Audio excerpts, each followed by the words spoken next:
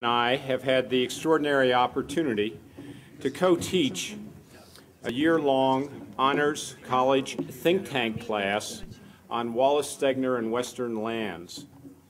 This course has exposed 9 University of Utah undergraduate students to Wallace Stegner's writings and insights, and to other prominent Western writers, as well as the legal and policy framework that governs our public lands. The class also benefited from the wisdom of weekly guest speakers who shared their diverse perspectives on these matters. 2 of them, Charles Wilkinson and Bob Steensma, are on the symposium program, and we've heard from them. Several others are in the audience today, and we thank all of them for their time and their commitment. A key part of the think tank class experience involves a project that's designed to expose the students to a real-life conservation issue so they can better understand how policy is set and implemented and how it might be changed.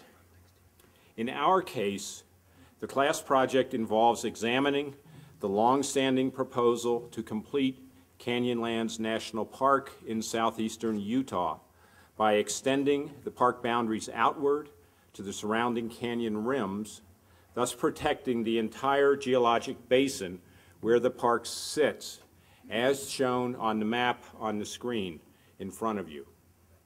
As it now stands, the Bureau of Land Management, or BLM as it's known locally, manages most of these lands between the existing park boundary and the canyon rims under a much different legal mandate than prevails on the adjacent national park lands. All of the class members, as you can see, are here today to present what they have learned about the Canyonlands Completion proposal, most powerfully from a series of interviews during a 4-day field trip to southeastern Utah over fall break this past October. They will do so in a panel format with each student representing one of the primary entities or constituent groups with an interest in the park completion proposal. The discussion will be moderated by Heidi Chamorro, a junior in electronic journalism. Her Honors College classmates, in the order of their appearance spread out from my right on down, are Cynthia Pettigrew, a sophomore in history, Tom Rollins, a junior in history, Jeff Van Hulten, a senior in psychology and journalism, Megan Bittner, a senior in history and English, Tori Balliff, a senior in history, Ingrid Price, a senior in political science, David Hoza, a junior in environmental studies who also has a prior bachelor's degree from the University of Houston, and Tyler Telford, a senior in English. My colleague, Steve Trimble, will periodically add Wallace Stegner's voice into this conversation. Heidi? Thank you, Bob. Cynthia, how does the National Park Service feel about the idea of Canyonlands completion?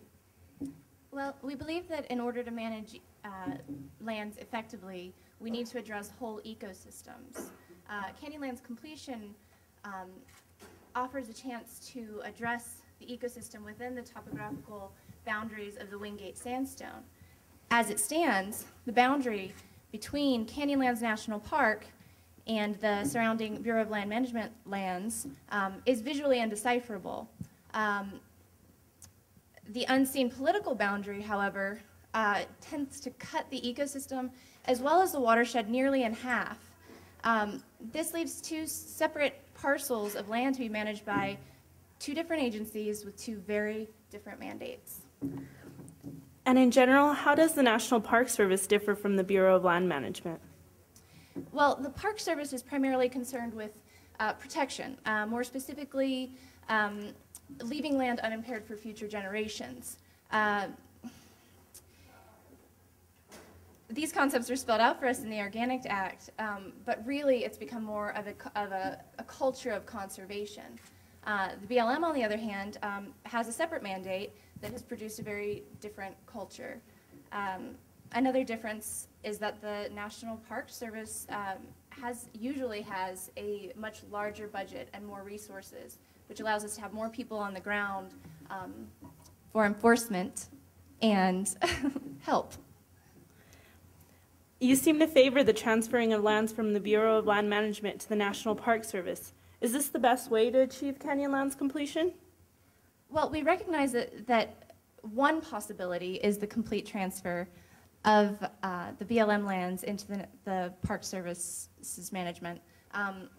However, several other models tend to focus just simply on more interagency cooperation. But in order to do this effectively, the area, the BLM lands that surround Canyonlands National Park require a different designation and a completely new set of priorities for management. Thank you. And Professor Stegner, what do you have to say about the value of national parks? Ever since I was old enough to be cynical, I have been visiting national parks, and they are a cure for cynicism, an exhilarating rest from the competitive avarice we call the American way. Absolutely American, absolutely democratic, that reflect us at our best rather than our worst. Tom, what is the role of the Bureau of Land Management in Western public lands?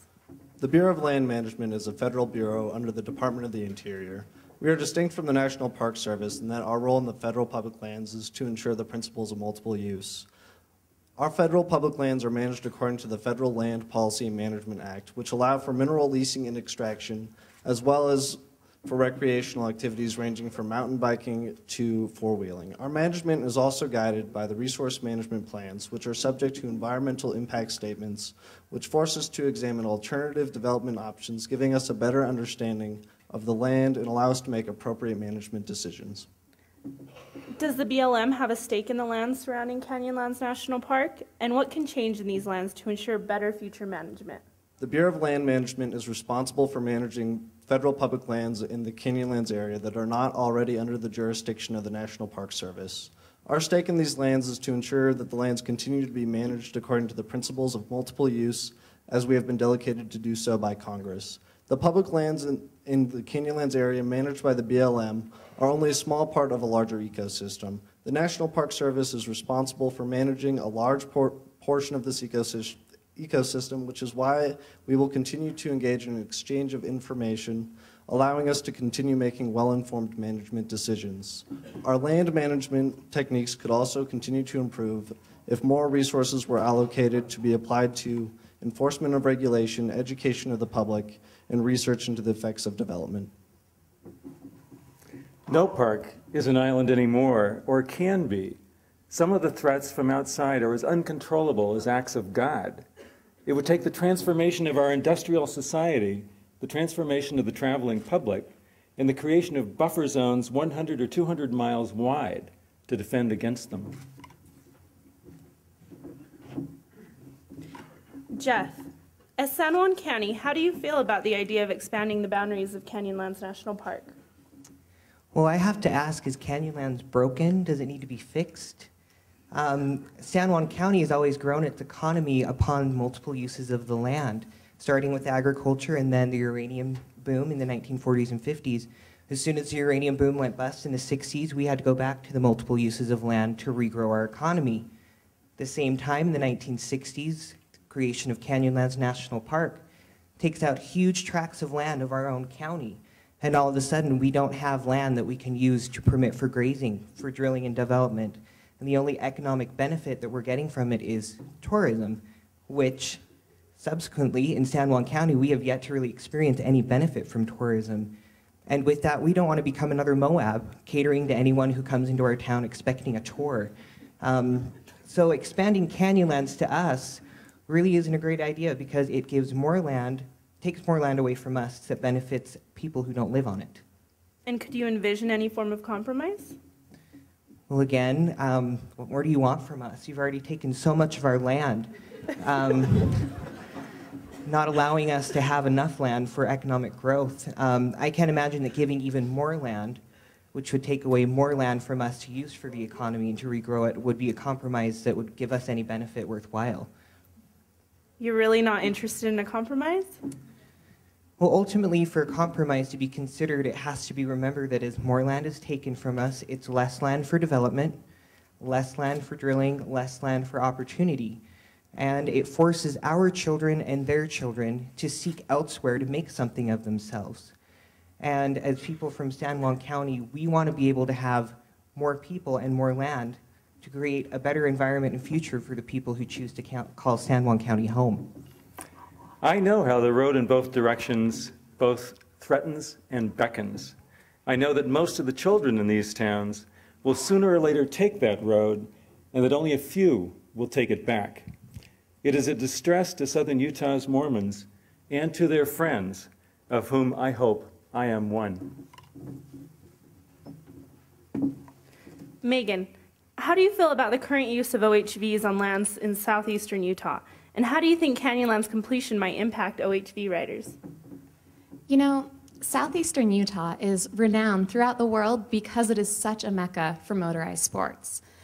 We are a huge driving force, pun intended, to their local economy. Have you ever been down there during Jeep Safari weekend? You cannot find a hotel room in town. I get that conservationists are trying to save the land, but most of us aren't hurting the land. We stay on our trails and we clean up after ourselves. Plus, families and elderly are dependent on motorized recreation in order to even see these lands. So we love this land and we depend on it for our enjoyment, and that destroys any possible reason we may have to actually hurt it. If they expand Canyonlands, they're just going to swoop in and remove our right to use those trails. It's completely unnecessary. Do you think that you're all responsible when riding on the land? Well, there are a few who get off of the trails, most because they don't know they shouldn't. If the BLM would just post clearer signs, then to let people know that they can't leave their trails, it would solve most of the problem.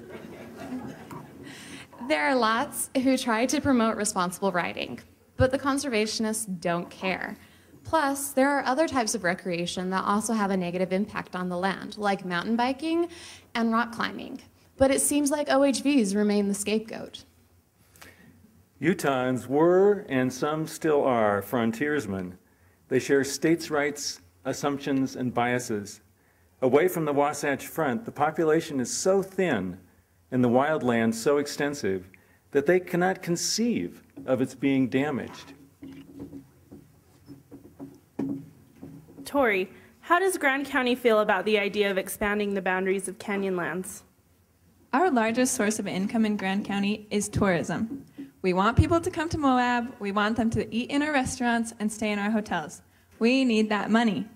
And because many of those visitors are coming to visit the nearby national park areas, Grand County has a vested interest in keeping development out of the Canyonlands viewshed. An oil rig is a hard sell on a tourist brochure, if you know what I mean. So the oil industry is always trying to tell us about money and jobs that they will bring to our area, but as far as we're concerned, the negative impact that the oil gas culture would have on our area is really not worth it. So you are in favor of Canyonlands expansion? Well, not exactly, because a lot of our tourism is recreation-based, and a lot of those activities can only take place on BLM-managed land because the National Park Service does not permit those activities. So, Grand County is definitely interested in the concept of expanding the park as a way to protect the Canyonlands area from development, but special accommodations for recreational purposes would need to be on the table before we would give our full support. And does everyone in Grand County feel the same way as you? No. No. Some of the longtime Grand County residents really resent our dependence on tourism. They don't like the changes that it brings to their traditional way of life. I mean, some of them can't even afford their houses anymore. It puts Grand County in a tough position because, I mean, what can we do? Do we ignore these chances for economic opportunity and cling to our past? Or do we capitalize on the tourism industry and risk the loss of our rural heritage? I don't know. It puts us in a tough position. The conflict in the Colorado Plateau comes down to a conflict between the material and spiritual. With only a minor and temporary sacrifice of material profit, the spiritual can be saved intact. Ingrid, as a park visitor, what is it that brings you to Canyonlands and the surrounding area? Well, to be honest, it's a combination of factors. I can't imagine another place in the world that has the red rock country that southeastern Utah offers. And for anyone who has been to Grandview Point and looked out over Canyonlands, it truly is an unparalleled experience. But to get back to your question, I really come to this area to get away from my busy urban life, to catch my breath and regain a little bit of sanity in the relatively undisturbed nature.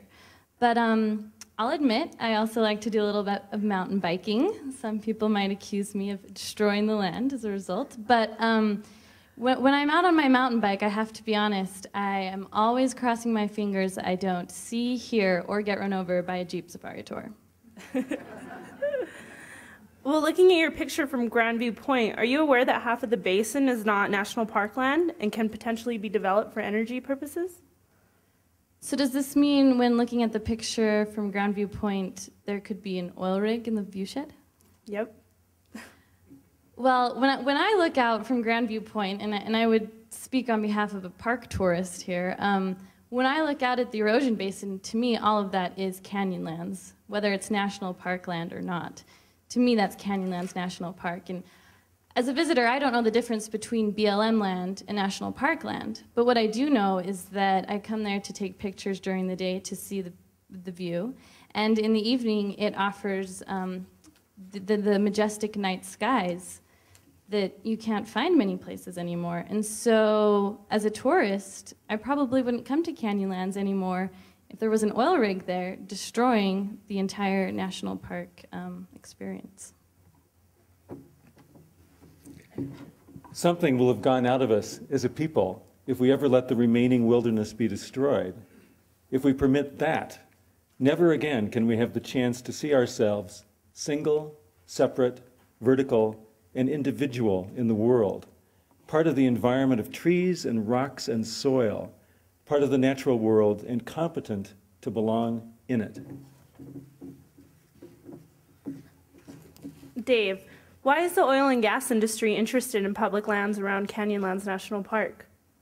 We're interested in the resource-rich Paradox Basin, one of 11 basins identified in the 2006 National Onshore Petroleum Reserves Report. Paradox spans the Four Corners area 280 miles north to south, 200 miles east to west. Canyonlands sits just southwest of center, eliminating by itself almost 2% of the surface area available for drilling. According to the latest onshore report, over half the federal lands in the Paradox and other basins are currently obstructed from surface drilling. And what do you bring to the table? Money. Attractive, high-paying jobs to rural communities and the working class. We don't drill every lease.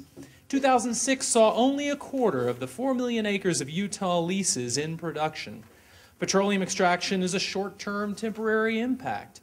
The BLM will tell you that the time it takes to completely remediate the land is only about 10 years. And this is who we are. We're prepared to submit to rigorous regulation, and we're willing to defer development in sensitive areas.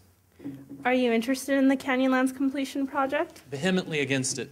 It sets a bad legal precedent. Besides, our national security depends on maximum industry access to the Paradox and all other oil and gas-rich basins.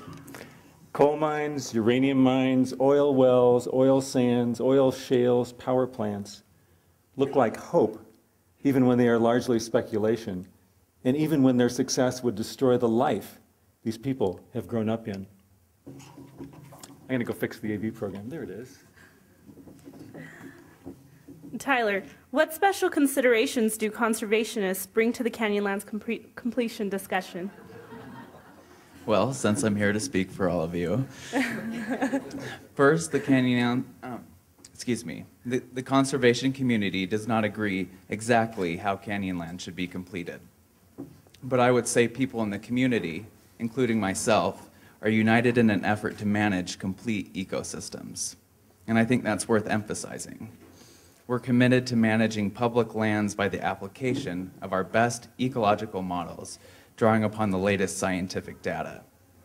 And while I understand the need for development at times, as well as an individual's need for wild places, I would hope that land policy reflects also our flora and fauna census data, the opinions of our soil experts, and the migration models of our field biologists. And I have noticed the conservation community move from protecting scenery to protecting the health of ecosystems, which is a move away from protecting an idea to protecting the health of a living system.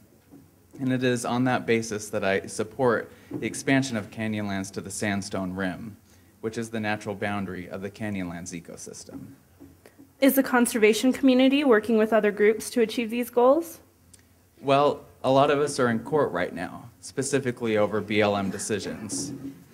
And I should just say, so that we're being honest, that I personally don't always trust decisions and management decisions by the Bureau of Land Management, which is another reason I would like to see the Canyonlands Basin under the jurisdiction of the National Park Service.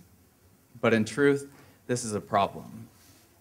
The conservation community does not always work well with other groups or trust other groups. But there is a flip side to that, and I think this is where it gets really exciting. There are other conservationists leading the way by building relationships with groups we have never considered our allies. On the borders of Canyonlands, for example, Heidi Red, owner of the Dugout Ranch, is working with the Nature Conservancy to protect the health of her land as well as the future of her ranch. And there are other people doing similar unexpected partnerships. There are OHV users who partner with conservationists against large-scale development, needless large-scale development. This is what we would like to see, and I think the direction we are heading in, and a direction I think we need to head in. The conservation ideal of sound decisions being informed by our best ecological insights is one we are currently trying to share by developing new and unexpected partnerships.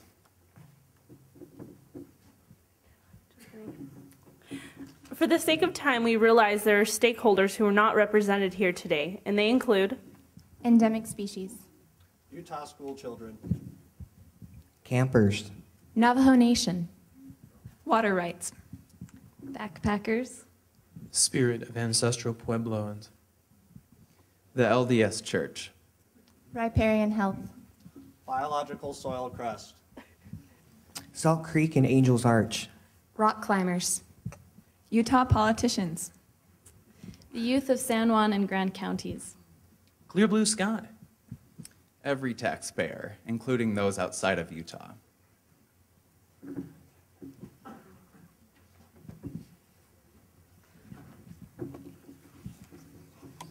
To conclude, each member of the think tank has a stake in these matters and, as you might expect, a personal opinion that they would now like to share. I believe that for future generations, we need to preserve the only beauty worth preserving, nature. I believe that we exceed our best intentions when we are listening carefully and compassionately to one another. I believe in land as an idea, aesthetic, and resource. I believe that for renewed and revived provisions of land management agencies, we can truly find a pathway for a society that matches the scenery. I believe that the issues over public land can best be resolved when all voices are able to meet around the table of compromise. No victory is made when contrary voices are disenfranchised. I believe we owe it to ourselves and to future generations to actively seek potential solutions to these perpetual land policy problems. There is too much at stake to ignore these issues any longer. I believe oil and gas extraction is a short-term solution to an ever-growing threat of resource scarcity. Destruction of land will exacerbate, not relieve, the imminent environmental dangers we are facing today and will face in the future. I believe that true energy security begins with preservation, resource preservation at the least, in areas around national parks and monuments. We should not be drilling these petroleum reserves until we are within 10 years of complete depletion, and they should be used only for national defense within our homeland. I believe that in order to honor the idea of wilderness, we must first foster tangible relationships with the everyday lands of our towns and cities. Save a piece of Wait for Professor Stegner. You have to wait for Professor Stegner. Save a piece of country like that intact. And it does not matter in the slightest that only a few people a year will go into it. We simply need that wild country available to us, even if we never do more than drive to its edge and look in. For it can be a means of reassuring ourselves of our sanity as creatures, a part of the geography of hope. Now you can clap.